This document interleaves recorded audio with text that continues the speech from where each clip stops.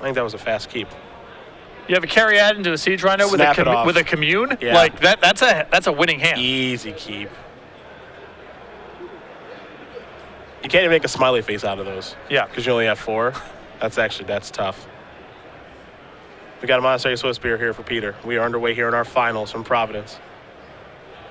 Oliver does have a couple of lands, actually. He's going to start with the Temple, take a look at that top card. That's going to go to the bottom. We're going to head back Nguyen's way. He'll draw a card. And it couldn't be a budget issue because I actually think Monastery Swift Spear is about as expensive as Zergo. I'll let you talk to him after the tournament. Give him a stern talking to. Here's a Lightning Berserker. It's going to be dashed. We're in for a couple points of damage here. Pass that turn back. Oliver will draw a card for the turn. It's a Sylvan Caryatid. He'll kick it back over to Nguyen. Nguyen will draw. It's a mountain. I think it's a Hordeling Outburst. It is. Trigger Prowess. Trigger Foundry Denizen 3 times. Beatdowns. Block there. 4 damage going to come across. Red can be relentless. But listen, if Oliver has Siege Rhino next turn, it's still a game. Yes. That's how good the best cards in this deck are in the matchup. How's Thoughtseize? In this spot, not that great. No. Got to cast it, which is what he's going to do. 2 Lightning Strikes to Lightning Berserker staring right back at him. Yeah, Thoughtseize you. All right, I'll reveal the bottom of the trash can.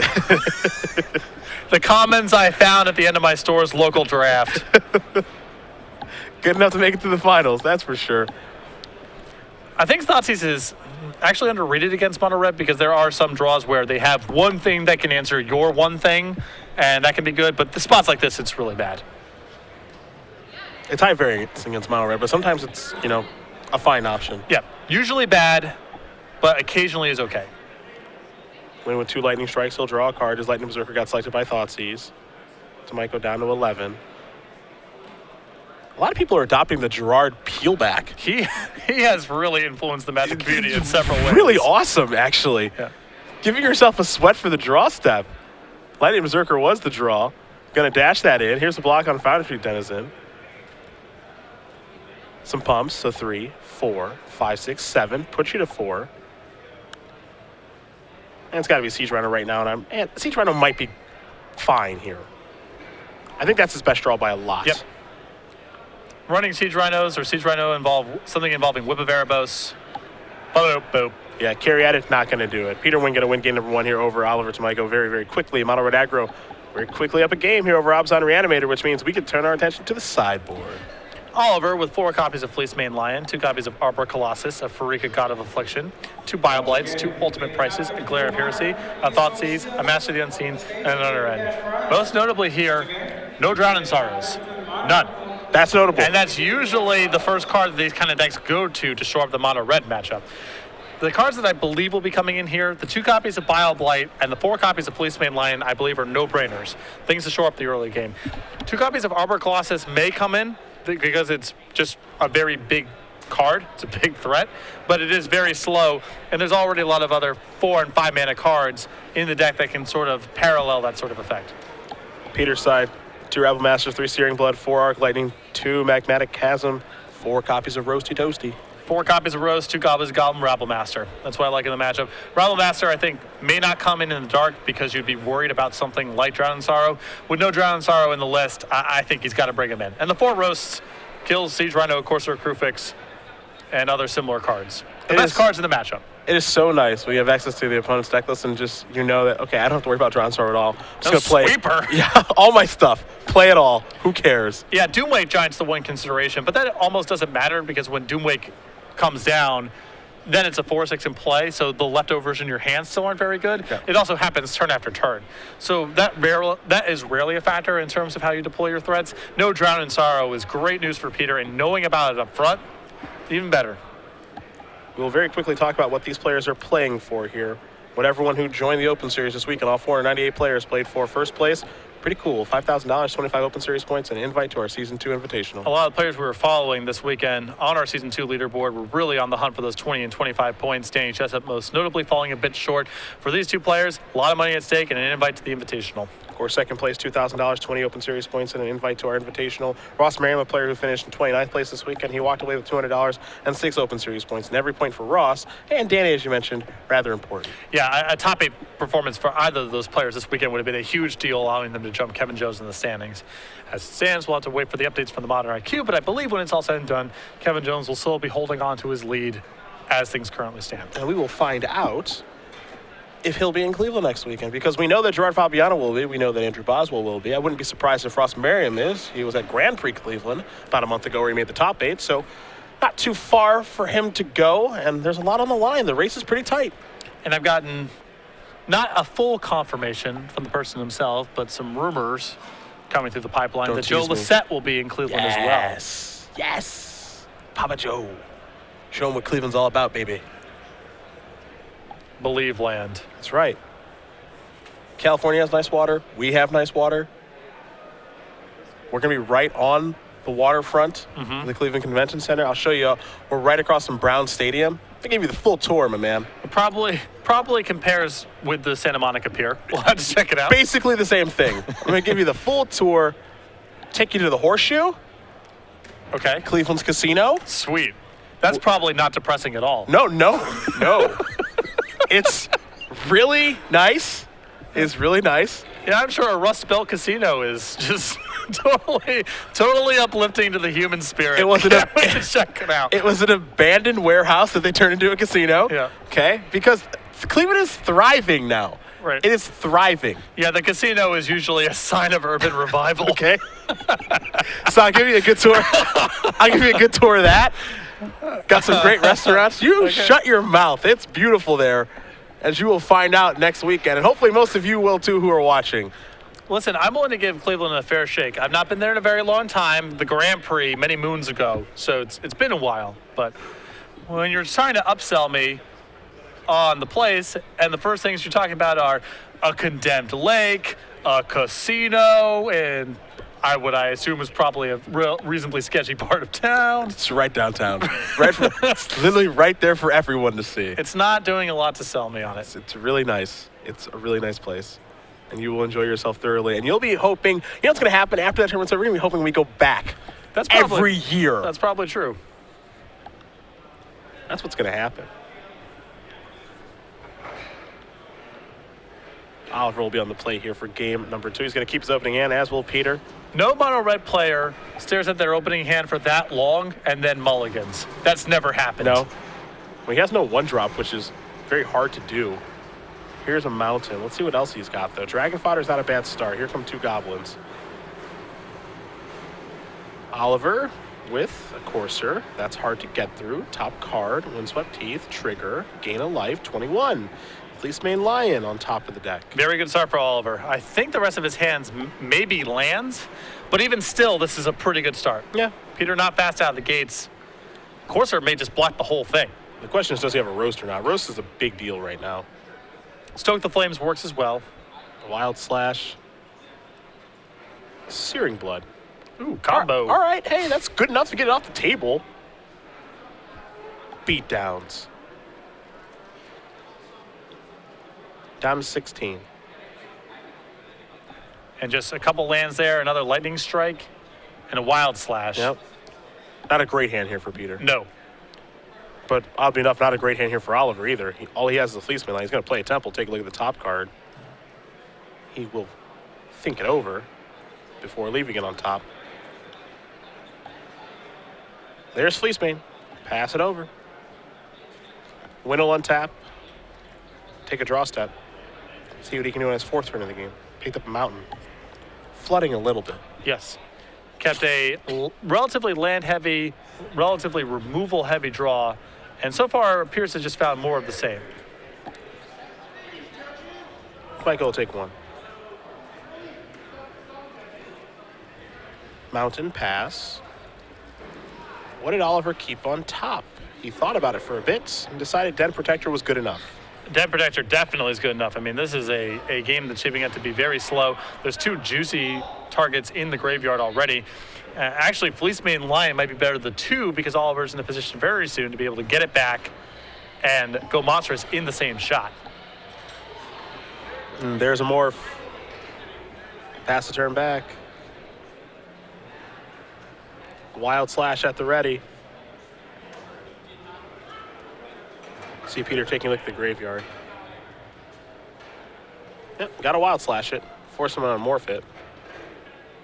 Oliver says, I'll sacrifice my fetch land. Forest or Plains? Looks like it's going to be Plains as he's ignoring the forest on the bottom of his deck. So there's the Plains. From Portal, probably older than him. Definitely older than him. Same with his Mirage Forest. I started doing the math and then a couple runs ago and then realized it wasn't even actually close. Yeah, I don't remember when Portal was released. There's a couple different versions of it, but a lot of them were in the 90s and early 2000s. So. Jeez. And those Mirage lands, forget about it. 97, 98. Fleece Mane Lion, come on back. There goes Den Protector. Time to untap. Nguyen needs a creature. Rabble Master would help a lot here. Like right now.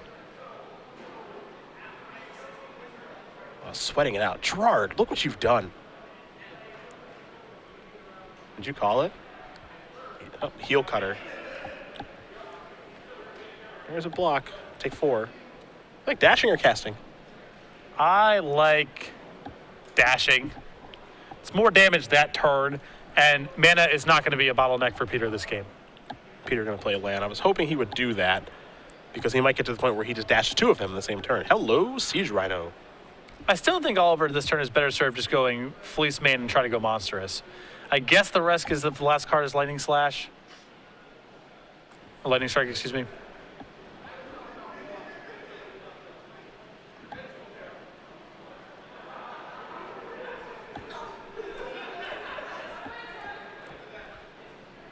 He's definitely going to give this some thought. All right, he's going to go with Siege Rhino. You could also just have a Rhino Fleece Mane turn, which is still pretty good, right? Well, just do this and go. The problem with this play is that if Peter has a way to remove the Fleece Mane Lion and he gets a draw step to it this turn, then he gets to kill that, and you already know he has a Heel Cutter to clock your Siege Rhino. So your defenses aren't really that stable. Heel Cutter.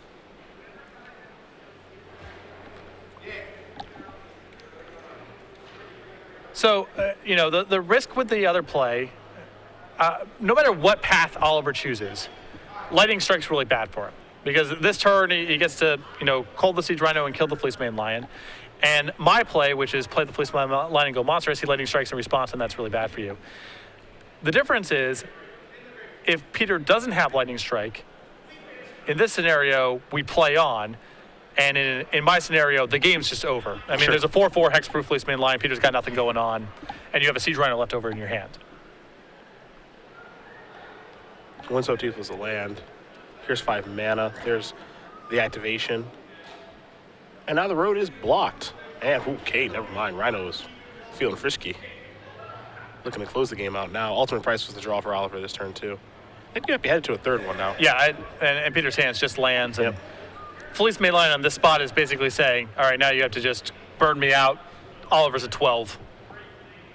It's a Heel Cutter. There's a land pass turn back. Oliver going to sacrifice his fetch land. So I think somebody's got some interest in getting this game over with. We'll probably see Ultimate Price on the unstep targeting the Heel Cutter.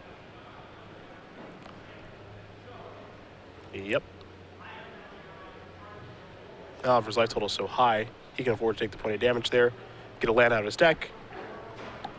We'll see what his draw step here is in a moment. Didn't get a great look at it. Draw step, truthfully, might not even matter. No, Oliver's got the win on the table.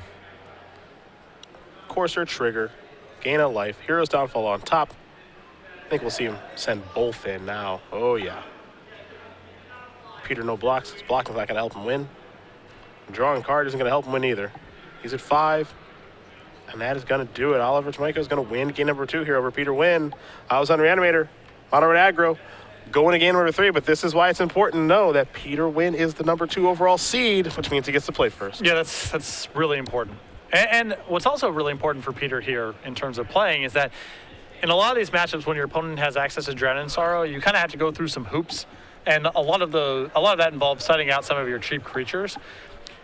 Peter can stay spell dense and threat dense here, as low to the ground as he wants to, because he doesn't worry about Drown and Sorrow. So instead of having to take out some of his 1-drops to protect himself against Drown, he gets to leave them all in, and that means being on the play even better.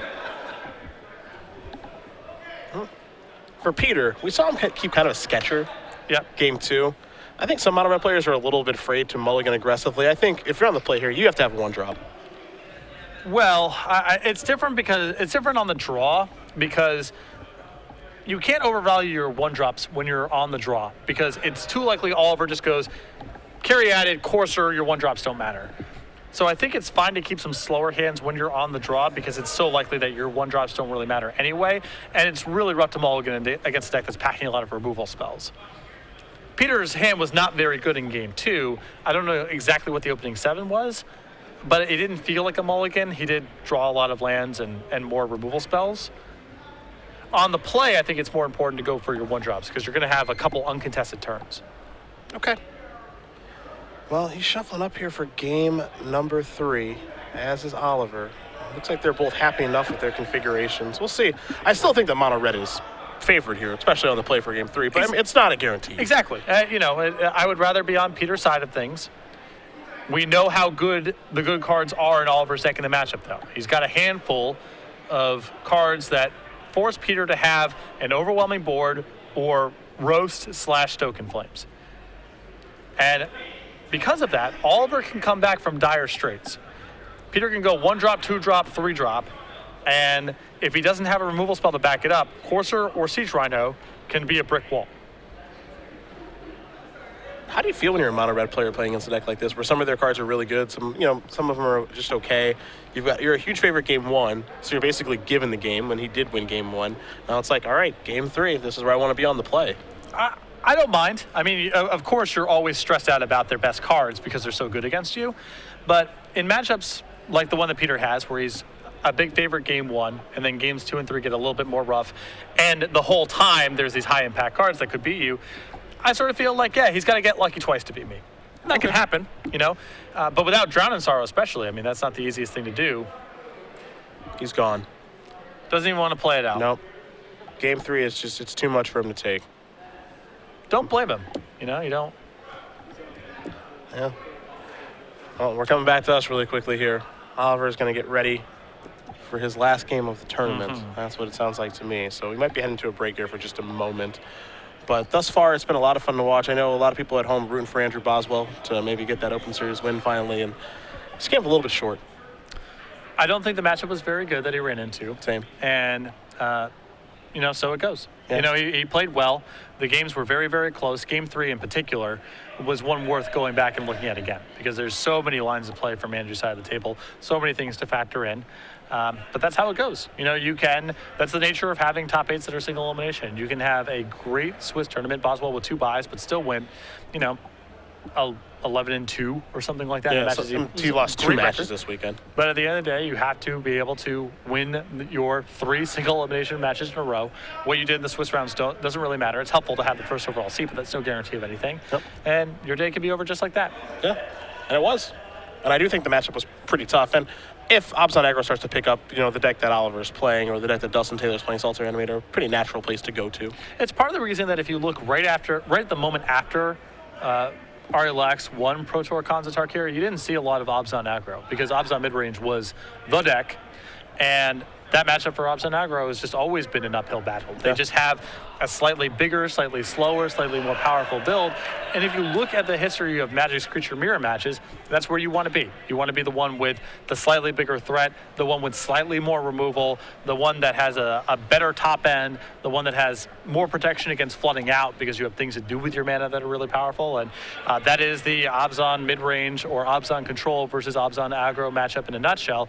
It's a little bit different here because you have Whip of Erebos, and that brings certain pluses and minuses to the table, but it's still the same story. Unless you get a jump on them, or there's some games where Rakshasa Death Dealer is weirdly problematic because they can't kill it. In fact, in the match that Boswell lost, the game he won was mostly because of Rakshasa Death Dealer being an awkward card to answer. If you're running your stuff into their stuff's going to be better more often than not. Yeah, for sure. That's how it breaks sometimes. So we have one more game left for you guys. We're going to take a short break here from Providence. Oliver using the restroom really quickly. So once he does come back, we will join game number 3. So stick and stay here for just a minute. We'll see you guys back here from Providence in just a bit. Star City Games is proud to offer cardboard crack books online and at all of our events. The popular webcomic is now available in 5 books, including the newest, I'm Always Thinking About Cardboard Crack, all featuring comics not published online. Each volume of more than 100 comics is just $12.99. Visit StarCityGames.com and get your copies of Cardboard Crack today.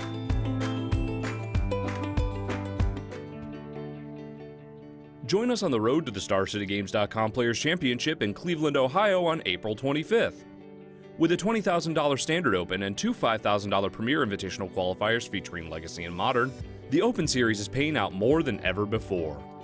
16 players will qualify for any of the next 4 StarCityGames.com Invitationals, where they'll battle for $50,000 in cash prizes and a coveted seat in our year-end Players Championship.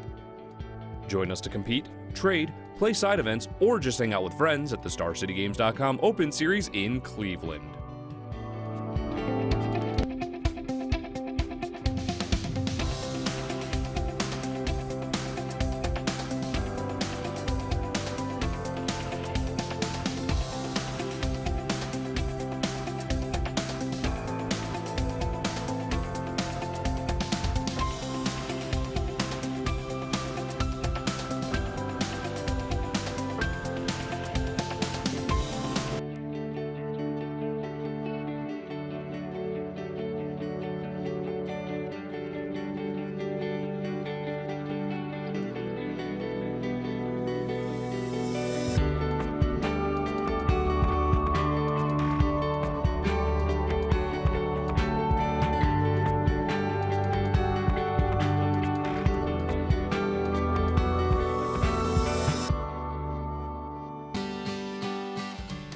The StarCityGames.com Spring Sale is here. Hundreds of items are already on sale, and we're adding more every weekday throughout the month of April. From standard singles, to booster boxes, to wacky unglued cards, there's something for everyone. Check back every weekday at 11 a.m. Eastern to see what you can save on next at StarCityGames.com/Spring Sale.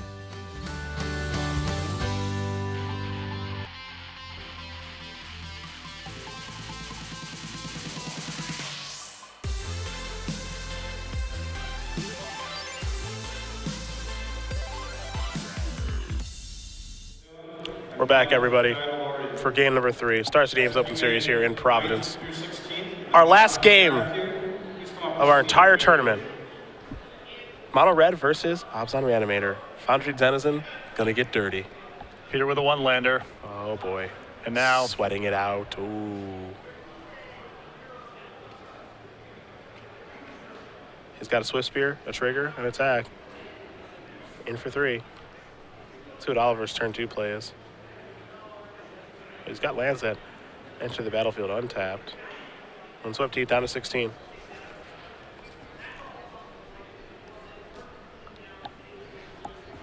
There's a forest. And these might be one of those kind of hands from Peter where if Drown in Sorrow was in Oliver's deck, he would just have to send it back. Yeah. Because the fail rate's too high on 2 axes, but without Drown in Sorrow, he can kind of keep hands like this. Satyr Wayfinder. Let's take a look at the top 4. Temple, Doomwake, Siege Rhino, Ultimate Price. Oliver gets a Temple, rest go to the bin, and we're heading back Peter's way. Can you draw land number 2?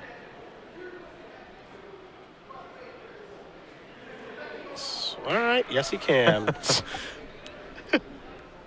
I like a little bit of flourish. Yeah, me too. This is a one-lander with a lot of 3s. Yeah, so that's he's not out of the woods just yet. He'll be peeling his next card like that. Which is a little weird, but all right. I mean, it's a little ugly right now because he kind of has to potentially just trade with a Wayfinder, which is not what he wants to do. But otherwise, it's moat. And I think you just got to deploy your ones here and let him trade. It's not great. I think you just hard cast the Berserker. I don't think you dash it. No, I don't mind dashing here because Yeah? if Oliver's so likely to block the Foundry Shoot Denizen, Okay. which you're actually happy with because he has Bile Blights in his sideboard. Okay, all right. And this is also kind of a hedge against not drawing land number 3. Sure, sure. So you have something to do next turn. Well, if you have something to do next turn with the fact that you can play, Oh, sure, yeah. like you can just pump into your Berserker. You can't do that now. That's the part that I don't like, because he could just go Berserker attack. That's not land number 3. That's Swift Spear number 2. Well, he can just deploy his 2 creatures now and attack with the Foundry Shoot Denizen. And that's fine. Yeah, it's not so bad. I'm good with that. But now I would not dash. You can get filthy, yeah. Oh, all right. Or you can get filthy. I would be nervous about making this kind of attack because if Murderous Cut's in Oliver's hand, just ring the bell. Well, it's So- well, it's in his hand, so I don't have a bell in front of me, but you can assume that I'm ringing it. ugh, it's a tough turn.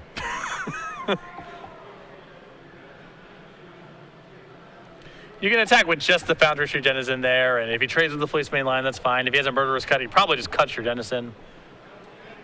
Oliver will draw. That's the old worst case scenario. Yes, yes, it is. Den Protector will be deployed as Morph.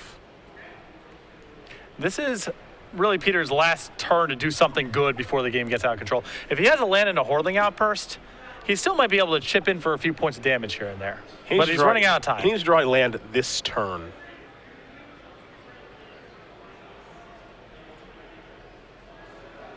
He did. Okay. He gets to play Magic now. Now, for what it's worth, if Oliver has a land that enters the battlefield untapped in his hand, and he does, this may not matter. A little Doomwave Giant action. Yes. Boom, boom. Draw a card. Forest. Pain-free. Kill all your stuff. Like that turn from Oliver, killing all Peter's stuff. Yeah, you approve? You approve of that one? Good play, get a 4/6 into play also. Yep. Here's an attack for 2. And Oliver playing super conservative because he has a Whip of Erebos in his hand. So next turn he gets to win the game, essentially. Yeah. Yeah. Searing Blood the draw. You can cast that and take care of the Morph if you'd like.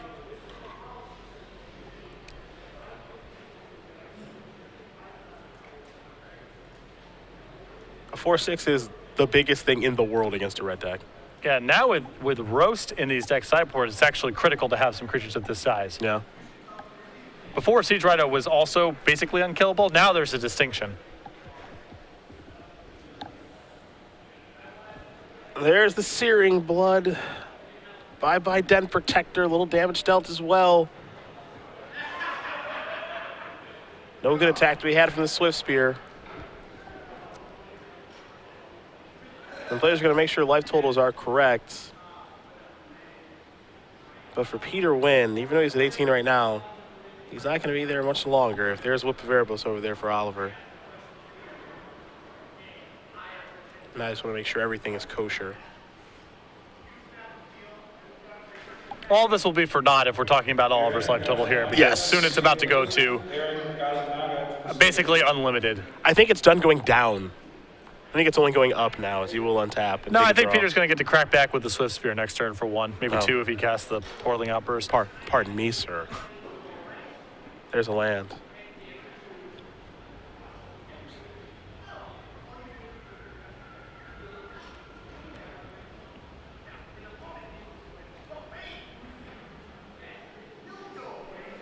Den Protector and Whip of Erebos are the options. It's a whip. A thumbs up, a reluctant one. An attack for 7. Peter knows what this means. Yep. Oliver's up to 16 now. Peter's down to 11. Follow-up is a Den Protector. Peter may go. But Oliver has a Siege Rhino in his graveyard to return. Here's a Hordeling Outburst, trigger. And he will concede the game and the match. Oliver Tomajko is your standard Open champion here in Providence, the youngest Open Series champion of all time, 14 years old. That's not actually confirmed, but I can't imagine we've had one younger. I can confirm that. At 14 Congratulations. years of age, he is your youngest Star City Games Open Series champion of all time.